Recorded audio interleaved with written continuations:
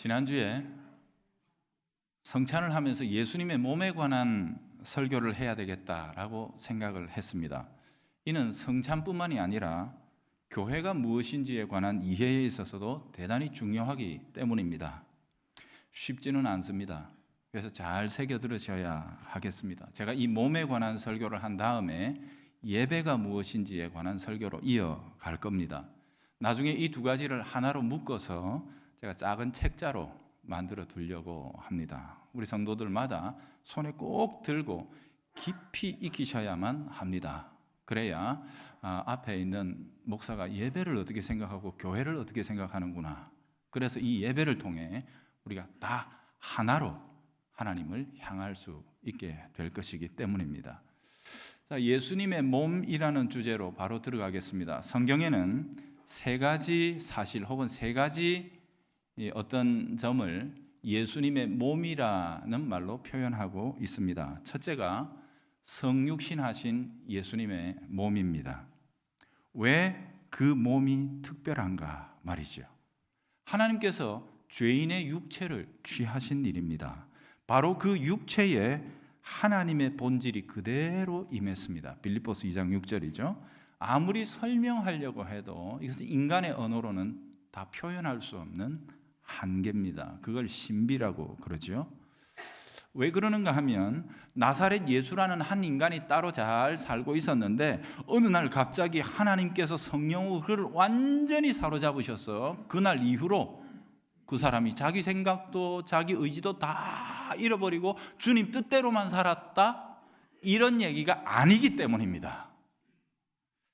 나사렛 예수, 이 땅에 육체로 계셨던 바로 그분, 그 사람, 그가 바로 우리 하나님이시다, 이 말이기 때문입니다. 우리는 단지 그분을 참 하나님이시고 참 사람이시다라고 고백하는 것 이상으로는 어떻게 표현할 길이 없어요. 왜냐하면 이 두 가지가 다 증인들에 의해 체험된 사실이기 때문에 그렇습니다. 오늘도 우리가 사도들이 물려준 복된 신앙 고백을 함께 했죠. 그죠? 뭡니까? 동정녀 마리아에게 나신 분, 본디오 빌라도라 하는 사람의 판결로 십자가에 못 박혀 죽으신 그분, 사흘 뒤에 하나님이 부활시키시고 제자들의 눈앞에서 승천하셨고 하나님 보좌 우편에서 다스리시다가 장차 오실 그분, 그분의 육체, 몸, 바로 그분을 우리가 지금 성자 하나님, 우리들의 구원자로 고백하고 예배를 시작하는 겁니다. 그분이 우리들의 믿음의 대상 곧 하나님이시라고 우리는 지금 여기에 모여 있는 거란 말이에요. 증인들이 체험해서 우리들에게 물려준 신앙의 내용, 그게 바로 초월하신 하나님, 바로 그분이 이 땅에 육체로 우리와 함께 계셨다 하는 내용이죠. 이거 어떻게 설명이 됩니까? 설명이 안 됩니다. 그래서 분명히 체험했는데 인간의 언어와 지각과 어떤 것으로도 설명해낼 수 없는 엄연한 사실, 그걸 신비라고 이렇게 표현하죠. 그래서 어쨌든 우리는 이런 부분에 대해서 주목을 해야 합니다. 두 번째는 성경은 교회를 그리스도의 몸이라고 이렇게 표현을 합니다. 이것은 비유이기는 하지만 비유보다 훨씬 더 강력한 실제가 그 속에 담겨 있습니다. 왜냐하면 몸이라고 말씀하신 그 교회에 실제로 그분의 영, 곧 성령님께서 임하셨고 계실 뿐만 아니라 역사하십니다. 그러니 교회가 그리스도의 몸이라 한 것도 단지 말하자면 이런 식이다 라는 그런 표현 절대로 아닙니다.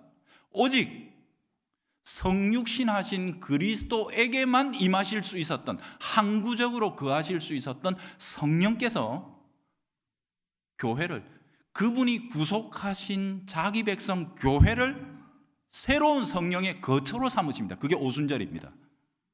여러분 보세요. 구약에는 그 어떤 죄인의 육체에도 성령은 항구적으로 거하실 수 없습니다. 그래서 오직 성전에만 아주 제한적으로 임재하셨을 뿐이지요. 그러나 그리스도께서 세례를 받으실 때 성령님께서 그분에게 임하시고 떠나지 아니하십니다.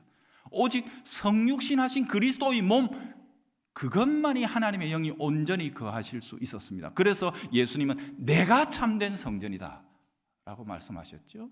그리고 그분의 몸에 임하셨던 성령을 교회, 그리스도의 몸된 교회에 부어주시고 떠나지 아니하시고 새로운 거처로 정하십니다.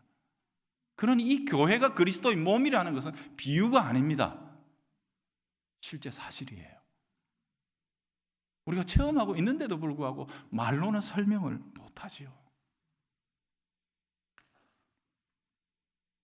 이 논리적으로 납득이 안 돼요. 그래서 우리 신앙의 선배들은 교회를 그리스도의 신비적인 몸이라고 이렇게 묘사한 겁니다.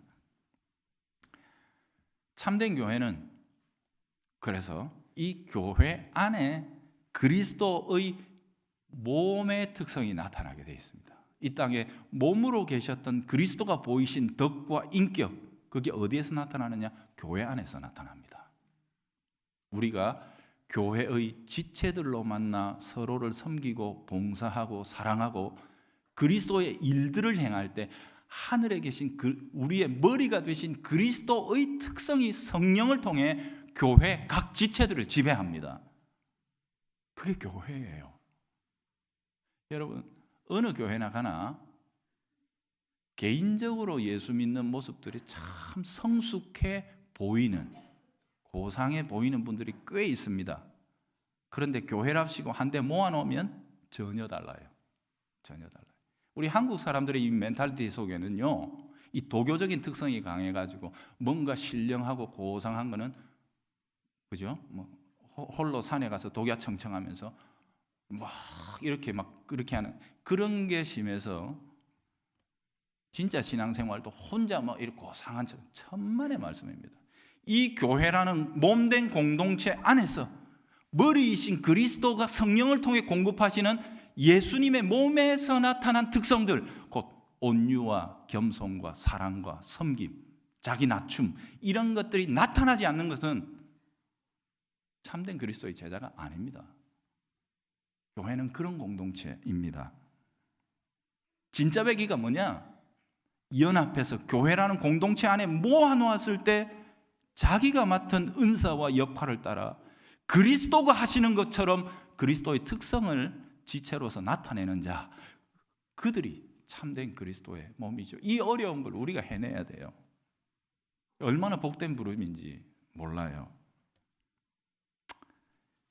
이것 때문에 몸이 아프고 심지어는 병이 나기까지 합니다.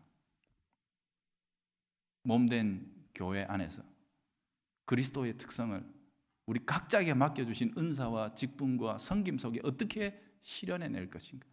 끝없이 자아를 쳐서 복종시키고 그리스도가 나를 이기시고 그리스도가 나를 살게 하심으로 내가 삽니다. 나는 없어졌습니다. 날마다 나는 죽노라라고 고백했던 바울의 그 철저한 고백이 우리 가운데 나타날 때 이 미포교회라는 몸된 공동체가 그리스도의 몸의 특성을 나타내는 겁니다. 우리가 그걸 이루어 가야 합니다. 이게 몸이라는 주제로 우리가 생각해보는 두 번째 사실이에요. 이게 예수 진짜로 잘 믿는 거거든요. 세 번째, 마지막, 성경은 성찬에서 받는 떡과 잔, 그것을 그리스도의 몸이라고 가르칩니다. 주님께서 친히 떼어주시면 이것은 내 몸이라 하셨고 이것을 행하라 라고 말씀하셨지요. 이건 역시도 비유이지만 비유보다 훨씬 더 강력한 실제가 그 속에 들어 있습니다. 바울이 고린도 교회를 향해 경계하고 있는 한마디 말을 우리는 기억해야 합니다.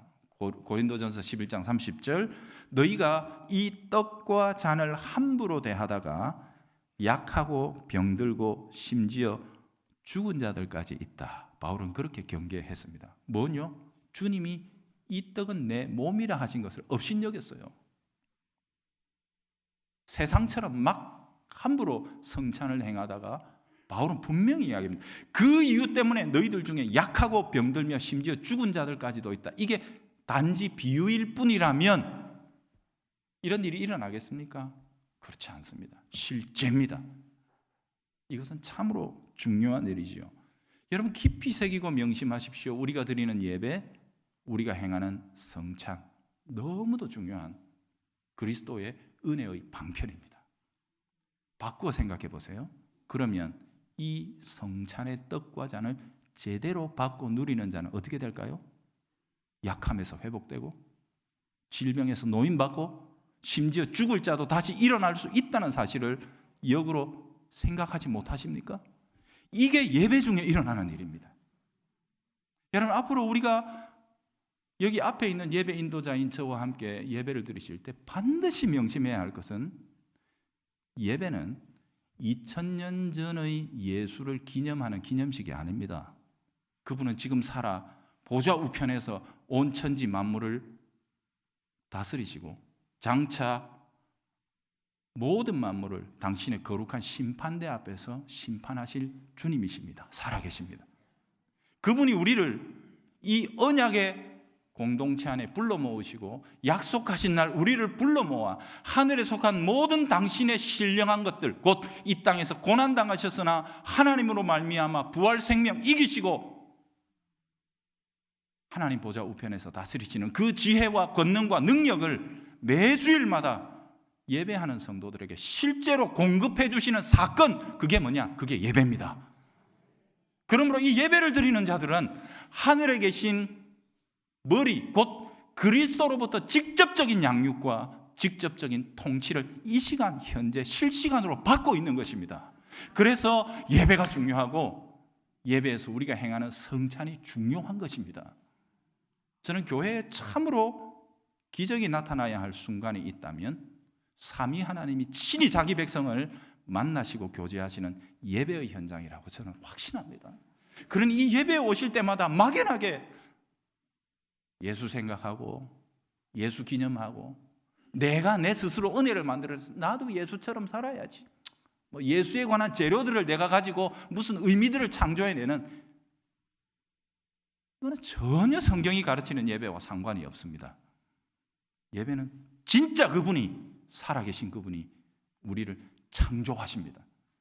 자기 닮은 백성으로 창조하셔서 이 죄와 죽음과 어둠이 지배하는 이 세상 가운데 하늘에 속한 것들을 지금 이 시간 공급해 주셔서 나가 이기라고 우리를 파송해 주시는 시간, 그것이 바로 예배의 순간입니다. 이 사실을 우리가 꼭 믿으셔야 합니다.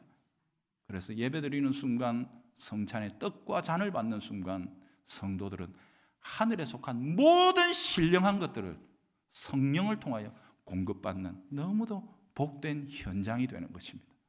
예배는 사건입니다. 사건입니다. 어쨌든 저는 이 몸이라는 주제의 설교를 통해 우리 성도들 전부가 우리가 다 함께 연합해서 그리스도를 드러내야 하는 것이다, 이 사실을 좀 깊이 생각했으면 좋겠습니다. 나 혼자만의 인격과 삶으로 빛을 발할 수 없습니다. 주님은 그렇게 우리를 부르지 않았어요.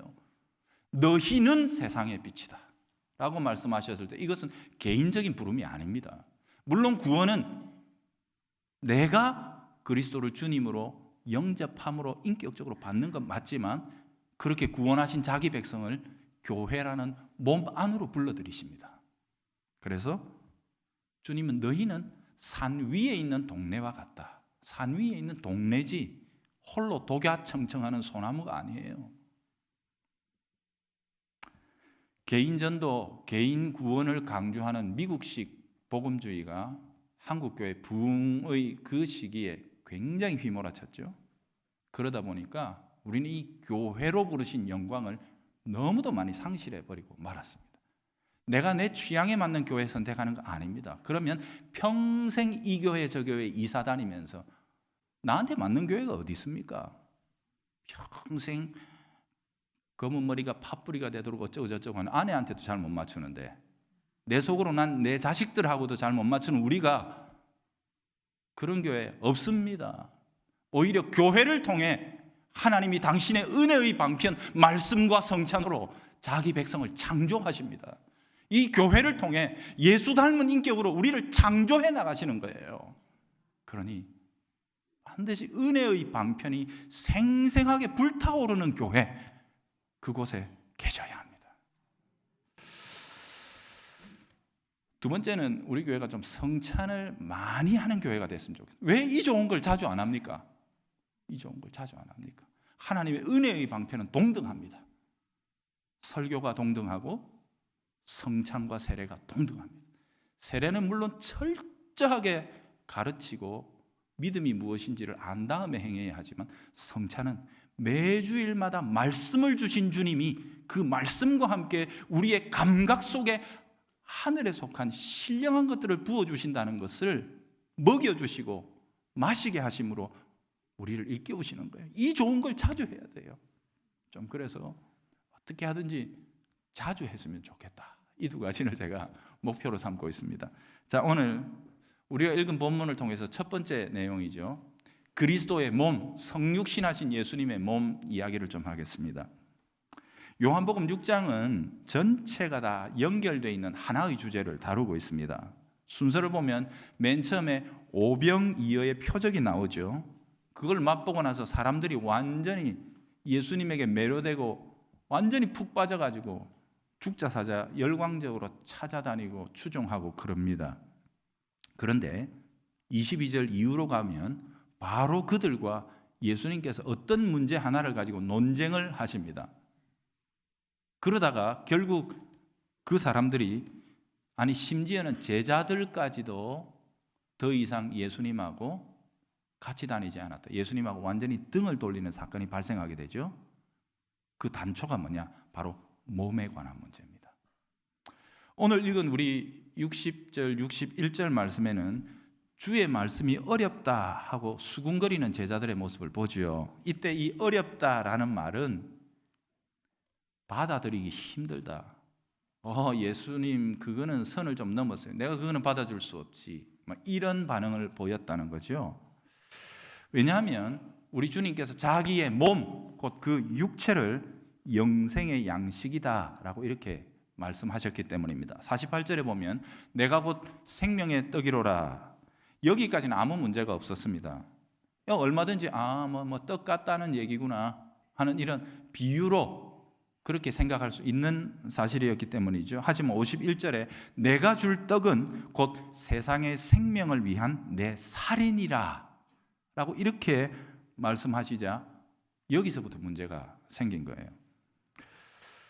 내 살인이라는 비유가 아닙니다. 지금 있는 예수님의 몸, 그 육체 그 자체를 직접적으로 가리키신 내용이기 때문입니다. 그랬더니 52절부터 당장의 논쟁이 발생하죠. 아니 이 사람이 어떻게 자기 살을 우리에게 주어서 먹게 한단 말인가? 이 또 무슨 소리야 이게? 막 그러면서 반응을 했는데 예수님은 53절에 이런 논쟁에 대해서 확실하게 선을 그어버리십니다. 진실로 진실로 말한다. 내 살을 먹지 않고 내 피를 마시지 않으면 생명은 없는 것이다. 내 살과 피를 먹고 마시는 자가 영생을 가진 것이며 내가 그를 마지막 날에 다시 살리겠다. 선을 확 그어버리셨어요. 논쟁의 핵심이 뭐냐 하면 영생과 예수님의 몸, 이 사이의 직접적인 관계입니다. 곧 예수님의 그 육체 몸에 우리를 영원히 살리는 생명의 본질이 들어있다. 이 사실을 말씀하신 거예요. 56절과 57절에서 주님은 이 먹는다는 말의 의미를 이렇게 풀어주셨어요. 제가 정리한 거예요. 주님의 살을 먹고 그 피를 마시는 자는 주님 안에 거하고 주님도 그 안에 거하시는데, 이게 뭐냐 하면 주님 자신이 아버지 안에 거하고 아버지가 주님 안에 거하는 것과 같은 상태가 되는 것이다. 지금 이 땅에서는 아버지가 내 안에, 내가 아버지 안에 그밖에 못 누리는데, 지금 내 살을 먹고 내 피를 마시는 자는 내가 아버지와 함께 누리고 있는 이 생명의 위대한 역사 속에 동참시킨다. 왜? 그도 내 안에, 나도 그 안에 있기 때문에. 주님 이 말씀을 지금 들려주신 거예요. 곧 주님이 아버지 때문에 사시는 것처럼 나를 먹고 마시는 자도 나 때문에 사는 거다. 생명의 원인이 그 자신에게 있지 않다는 사실을 주님은 이런 식으로 말씀하신 거예요. 아버지의 말씀에 순종해서 성육신 하신 예수님의 생명을 예수님 자신이 책임 안 집니다. 누가요? 아버지가 책임지십니다. 그래서 예수님은 십자가에서 숨을 거두기 직전 가상칠언의 마지막 말을 뭐라고 말씀하시죠? 아버지, 내 영혼을 아버지께 부탁하나이다.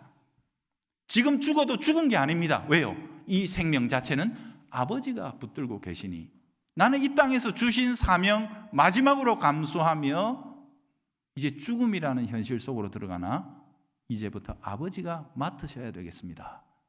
아버지가 그를 살려내십니다. 이와 같은 일이 나를 먹고 마시는 자 속에 나타날 것이다. 그 생명 내가 책임지겠다. 이게 주님이 하신 말씀이에요. 그래서 54절에 마지막 날에 내가 그를 다시 살려내겠다. 이 선언이 여기서 나오는 겁니다. 자, 여기서 먹는다는 표현을 여러분 조금 더 이해하셔야 합니다. 대단히 감각적이죠. 확 와닿는 말씀인데 이거는 주님께서 믿음이라는 게 뭐냐, 믿음의 본질이 무엇인지를 우리에게 아주 선명하게 가르쳐 주신 내용입니다.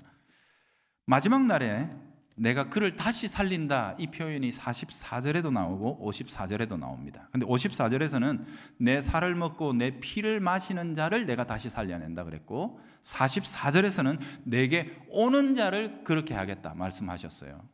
그럼 온다는 게 뭐냐? 45절 아버지께 듣고 배운 사람들만 내게 온다. 주님께 오는 자는 누구예요? 아버지의 말씀에 응답하는 자들입니다. 자, 이제 마지막으로 치닫지요. 주님은 47절에서 다시 아멘, 아멘. 이거는 정말로 엄청난 진리가 주님이 말씀하시는 결정적인 사실이 들어있다는 것을 강조할 때 쓰시는 표현이에요. 진실로, 진실로 다음에 핵심적인 선언을 하십니다. 믿는 자는 영생을 가졌다. 보세요. 먹는 자 다시 살려낸다.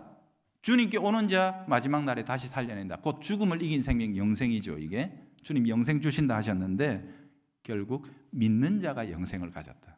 그러니 믿는다, 주님께 온다, 먹고 마신다. 결과가 같아요. 이게 무슨 뜻이에요? 이 세 가지가 다 같은 표현이라는 뜻이에요. 그 주님은 믿는다는 말의 의미가 무엇인지를 이 세 가지 동사를 통해서 가르쳐 주셨던 거예요. 자, 그러면 처음부터 믿는다고 그러시면 될 걸 가지고 백지 먹는다, 마신다 이런 소리 해가지고 엄한 사람들 다 떠나버렸잖아요. 예수님 목회 완전히 실패한 거 아닙니까? 따를 사람들 다 떠나버린 거죠. 왜 이러셨느냐? 주님은 진짜를 가려내고 계십니다. 참된 믿음이 무엇이냐? 참으로 믿는 자가 누구인지를 주님은 이렇게 가려내고 계십니다. 먹는다는 표현이 주께서 의미하시는 믿음이 무엇인지를 가장 정확하게 드러낼 수 있는 표현이었습니다. 이 당시 상황으로서는 믿는다는 말도 예수님 가르칠 수 있죠. 그런데 이 말은 우리 인간들에 의해서 굉장히 많이 오염되어 있습니다. 여러분 보세요.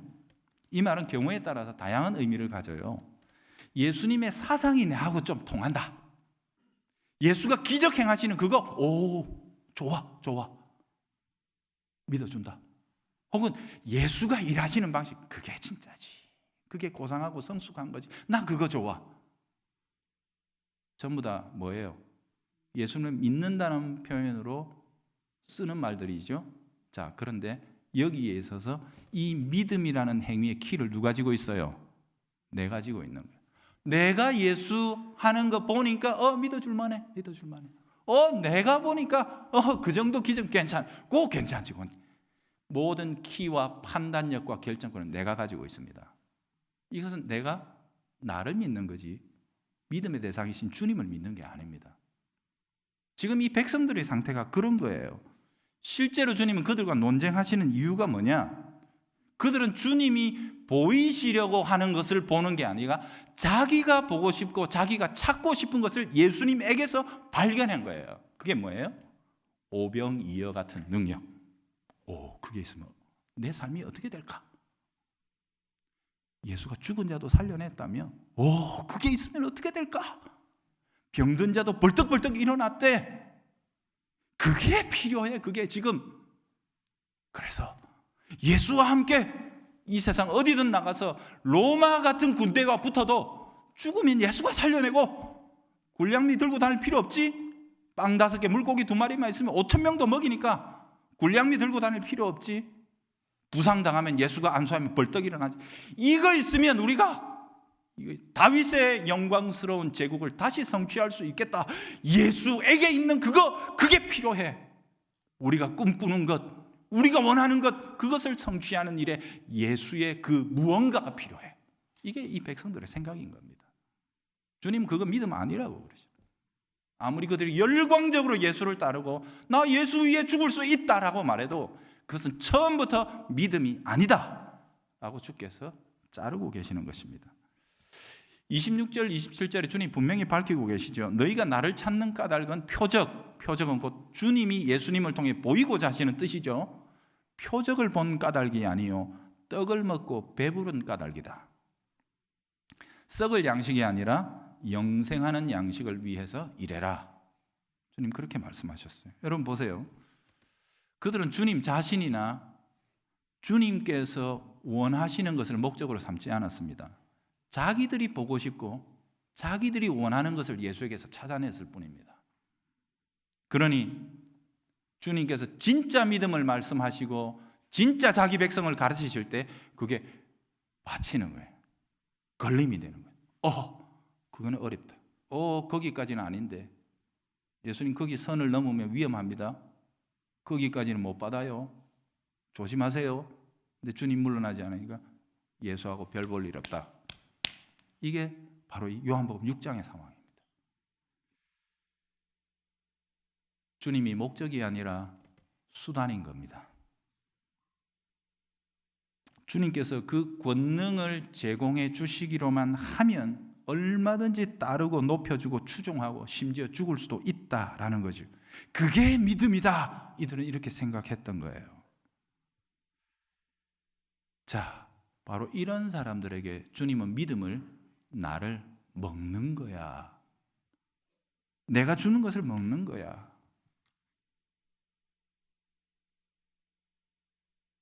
주님께서 먹으라고 하신 게 뭡니까? 결국 예수님의 육체로 이루실 일입니다. 하나님께서 성자 예수 그리스도 이 땅에 성육신하신 예수님의 몸을 통해 이루시는 그 사실, 그걸 받으라는 겁니다. 주님께 오는 자, 주님을 믿는 자는 곧 하나님께서 아들 안에서 행하시는 그 일을 그냥 받는 자들입니다. 여러분 믿음은 능동태입니까? 수동태입니까? 수동태입니다. 수동태에서 시작합니다. 우리는 아무것도 우리 구원을 위해 행한 일이 없습니다. 하나님이 그 아들 안에서 행하신 일을 우리에게 선물로 주실 때 하고 받고 받았기 때문에 하나님이 행하신 그 일을 지켜내기 위해 우리가 능동적으로 세상과 싸우는 겁니다. 그게 믿음이에요. 그리고 믿음은 처음부터 전적으로 받는 거예요. 받는 거예요. 구원이란 주님에게서 발견한 그 어떤 것들을 통해서 인간이 꿈꾸고 추구하는 목적을 성취하는 게 아닙니다. 성육신하신 주님께서 그 몸으로 이루신 일을 다만 받아들이는 것. 그게 뭐예요? 십자가와 부활. 십자가와 부활은 주님이 그저 무슨 하나의 그 드라마처럼 행하신 겁니까? 실제로 그 몸이 죽으시고 살아나신 일입니다. 그 몸으로 행하신 일이에요. 따라서 주님의 몸을 먹는다는 말은 바로 그분이 몸으로 행하신 일을 받아들인다는 뜻입니다. 따라서 예수님께서 제자들이 영원히 떠나기까지 그 육체를 주장하신 이유는 바로 이제 십자가 시즌이 돌아왔기 때문입니다. 이제 이 몸으로 십자가 지시고 하나님이 그 몸을 부활시키시는 일이 목전에 다다랐기 때문입니다. 이 몸을 주목해라. 이 몸에서 하나님이 하시는 일을 잊지 말아라. 그것을 너희들은 다만 받아야 한다. 그것을 먹는 자가 참된 생명을 가지는 것이다. 주님은 그 이야기를 하시는 겁니다. 지금까지 아무리 제자 노릇하고 예수님을 존경한다, 따른다, 목숨을 걸겠다 외쳤던 자라 할지라도 이것을 받아야만 생명을 얻는다는 사실, 주님 그걸 말씀하셨죠. 그래서 심지어 누구에게까지 물어보셨습니까? 사도들에게까지 물어보십니다. 뭐라고요? 너희도 갈래? 사람들 다 떠나는구나. 너희도 갈래? 그때 베드로가 뭐라 그러죠? 주여, 영생의 말씀이 주께 있음에 우리가 네게로 가오리까. 이게 구원입니다. 이게 구원이에요. 사랑하는 여러분, 구원은 한 몸 때문에 발생합니다. 한 육체, 이 역사 속에 육체로 계셨던 하나님의 아들, 바로 그 단 한 육체를 통해 아버지께서 이루신 그 일 때문에 구원이 발생합니다. 다른 어떤 육체도 안 됩니다. 안 됩니다. 천하 없는 누가 와도 안 됩니다.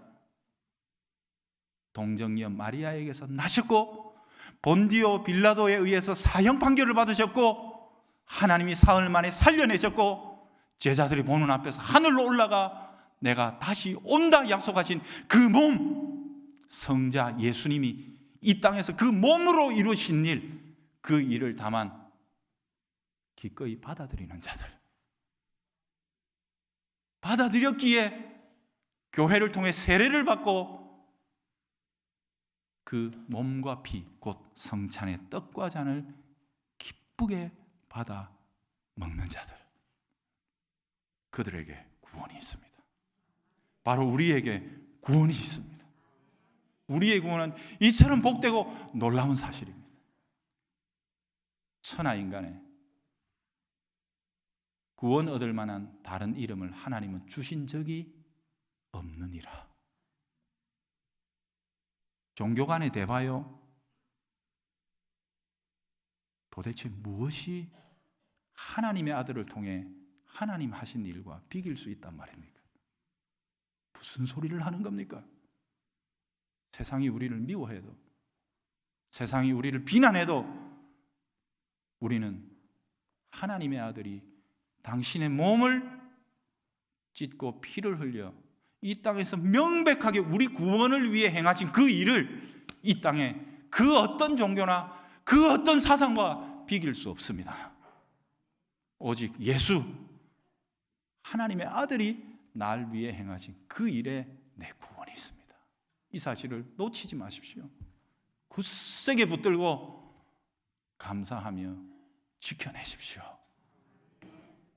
오늘은 성육신하신 예수님의 몸, 이 땅에 우리와 똑같은 몸으로 사셨던 하나님의 아들, 그분의 몸이 이루신 그 일 속에 우리의 구원이 있다. 이 사실을 말씀드리면서 십자가까지 왔습니다. 그죠? 부활 이야기했습니다.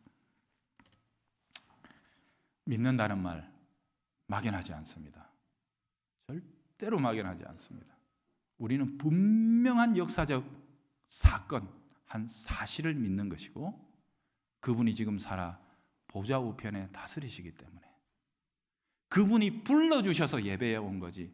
내가 예배 한번 드려볼까? 주일이니까 내가 예배 한번 드려볼까? 그렇게 나온 거 아닙니다. 우리가 무슨 자격으로 거룩하신 삼위 하나님 앞에 나간단 말입니까? 뭘 얼마나 잘해서요? 어림도 없는 소리입니다. 하나님이 자기 아들 안에서 행하신 일, 그것 때문에 우리를 불러주십니다. 오늘도 예배하여라라고 우리를 불러주시고 예배하러 온 우리에게 하늘에 속한 예수님의 지혜와 생명, 세상 이기신 부활하신 그분의 놀라운 생명과 지혜와 능력을 자기 백성에게 부어주셔서 다가오는 한 주간 동안도 세상 나가서 이 어둠의 세상, 인간의 온갖 생각과 협잡과 인간들 왜곡된 정의가 지배하고 있는 이 어둠의 세상에 빛의 자녀로 살아가며 하늘의 영광스러운 생명을 흘려주라고 우리를 파송해 주십니다. 그게 바로 오늘 우리 가운데 일어나고 있는 일입니다.